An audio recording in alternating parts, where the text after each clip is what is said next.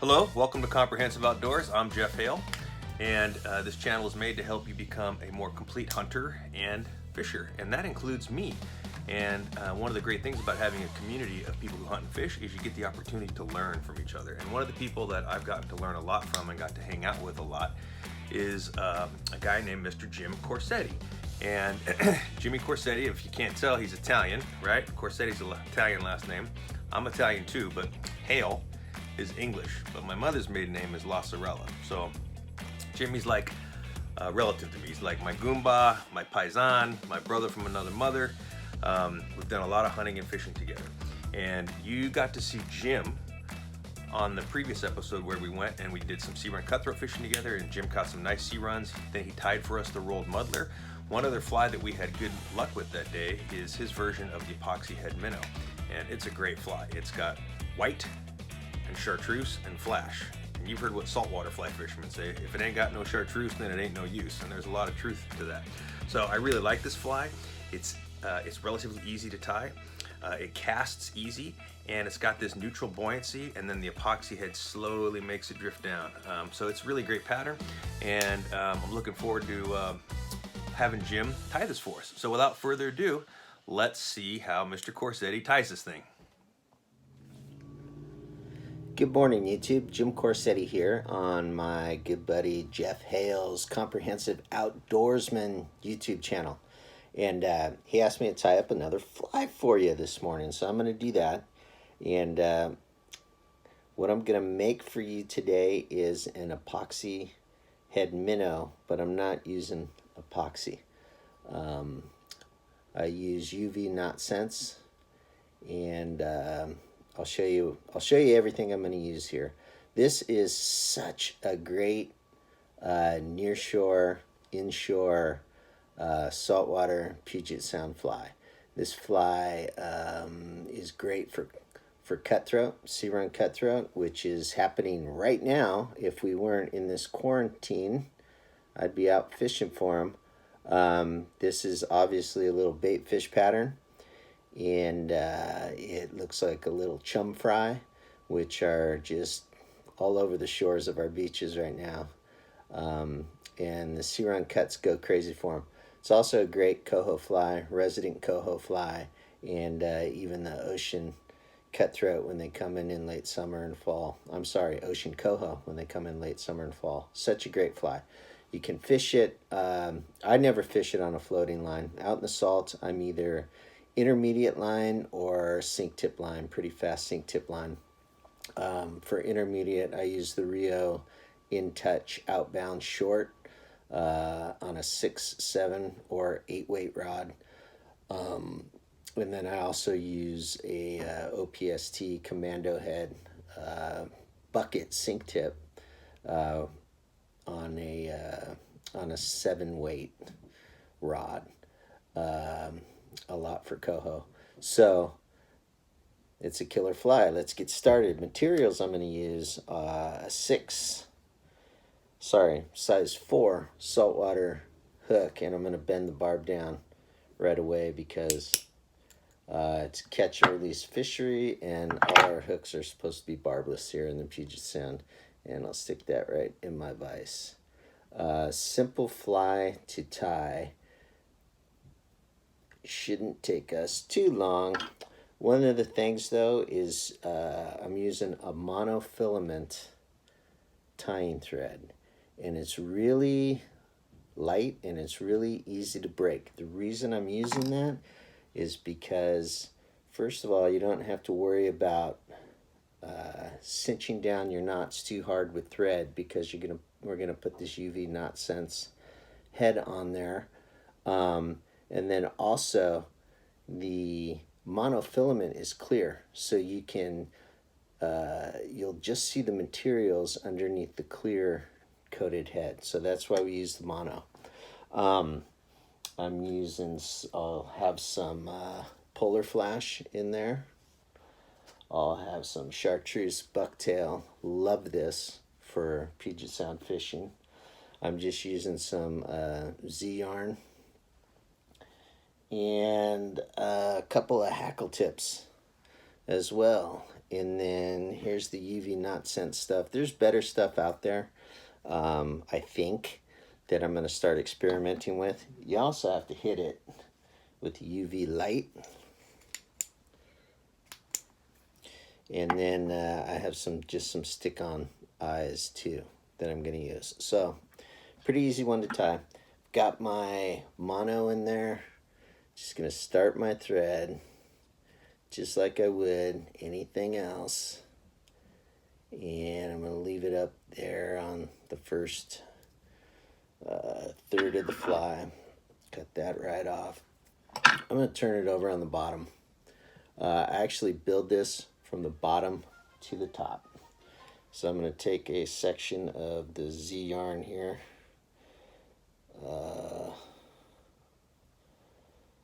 And I've been using this a lot. This is picked over a lot. I got to find some decent straight stuff here.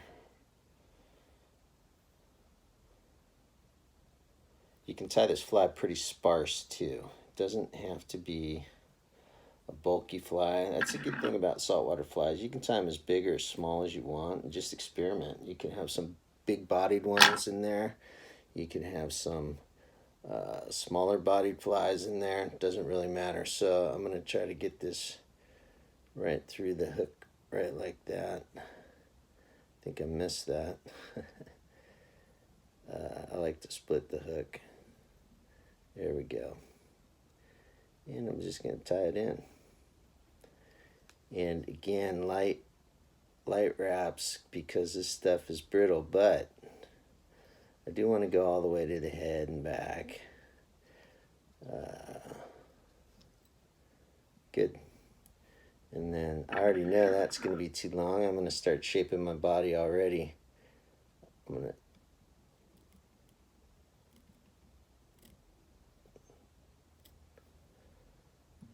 cut it up like that. Good. Flip that over. You know what? I totally missed that. I like to get it on both sides of the hook here, just for looks. There we go. Now I flip that back over, and I'm just going to put some of that polar flash because I like the flash in the fly. It's just such a good baitfish pattern, and it's flashy and good. I'm just going to lay that right on the top. And some light turns, just enough so it doesn't spin around.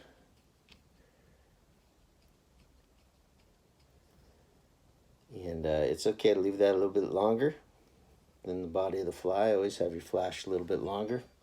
Now, we're getting there. Just going to put some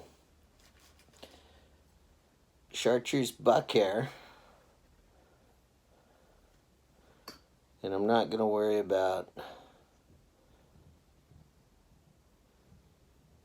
tips. I've been tying a lot of dry flies lately, so I've been stacking everything. You don't do that with these flies. You just throw it on there. I do want to measure it a bit though. I like that length, so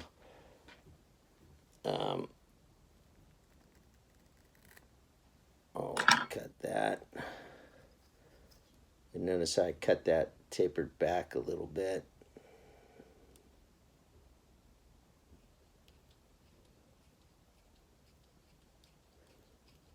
Just get that on there. A few wraps. Look at how simple this fly is shaping up to be. All right. We're almost done. I pre-selected some hackle tips. So I'm going to stick one of those in like that and the other one on the other side. That looks about like a good length there. So I'm going to go ahead and cut that. Strip a few hackle fibers off the bottom of it.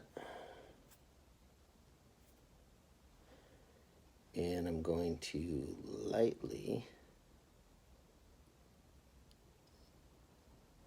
tie that in. I want that on that side. That's looking great. And then we want to do the same thing on this side. Want them about the same length, so go right there, cutting that one off. Again, super simple tie. And very effective fly. The hardest part's getting the hackle tips in there.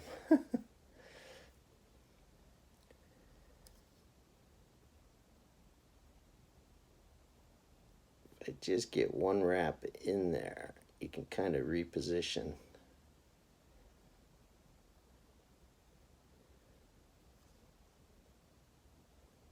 Nice. I'll cinch that down a little bit more. That's all there is to it. Basically, this fly is done. We just have to finish it with some eyes and the head. So I'm going to try and build up a little bit of bulk. But I just do some half hitches here because, again, you're going to cover this up with the UV knot sense head, so you don't even have to worry about whip finishing it or anything like that. Simple, done deal. Now we just have to finish it. So again, I do use my rotary on this fly. I know Jeff's trying to make videos for beginners. I never started out with the rotary fly vise, but I tell you, I can hardly live without rotary these days. But I tied for years and years without one, so I'm just taking some eyes here, sticking them on my bodkin, and that one stuck to my finger. And trying to position them on the fly here. I don't know if you can see that. So these eyes come stuck. I use my bodkin to stick right underneath it and pry one up.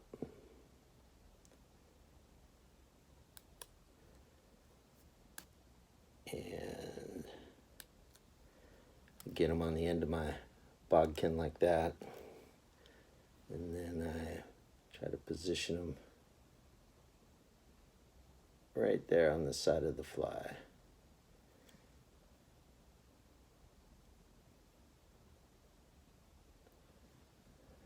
Alrighty, so I got some eyes on there.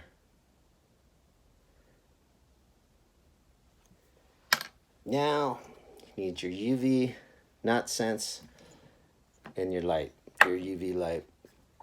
And I'm just going to, I use the rotary for this, and I want to make sure those hackle are straight. I start at the back and I work my way around.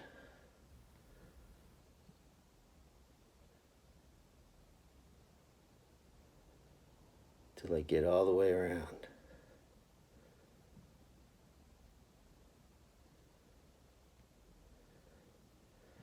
And I'm all the way around. And I got a weird shape there going there. But since it's not set yet, you can kind of position. There we go. And then I hit that with the UV light. And I spin it round and round and round she goes.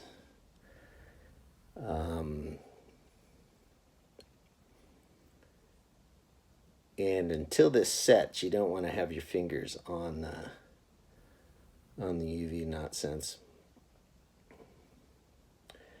And it always helps if you have fresh batteries in your UV light. I have not had great UV lights over the years. This is a newer one that I just put fresh batteries in.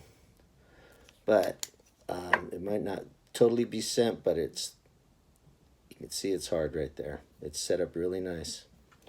And that's all there is to that fly. Love it. Now I'm going to shape it a little bit. Actually, I'm not even going to touch it. It's shaped pretty well. And there it is. That fly is a killer in the Puget Sound. If you enjoy this video, hit the like button. Also, subscribe to Jeff Hale's Comprehensive Outdoorsman YouTube channel. Thank you very much. This fly catches fish. Go fish it, tie it, and fish it as soon as we're done with this quarantine business. All right. Thank you.